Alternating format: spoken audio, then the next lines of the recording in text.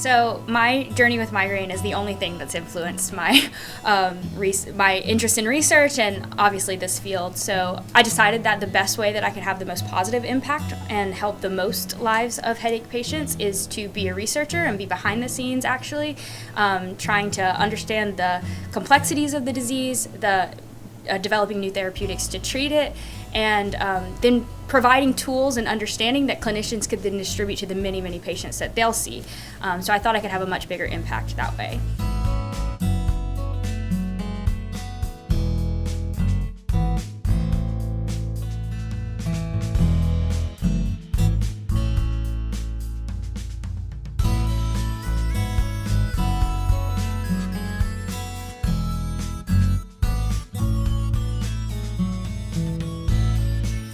So the flags are supposed to represent the 40 million Americans that are living with migraine and headache disorders. So on the National Mall in Washington, D.C., flags are covering half the National Mall, and each one represents a certain number of people living with headache disorders.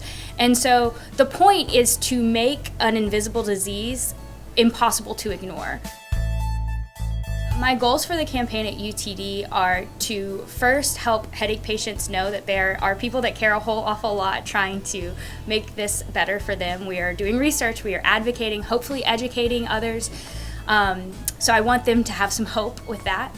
Second, I want family members of people with headache disorders to understand that this is not just a headache that they can take Advil for and move on with their life, that there's actually a lot going on there, and give their family members with headache a little bit of grace.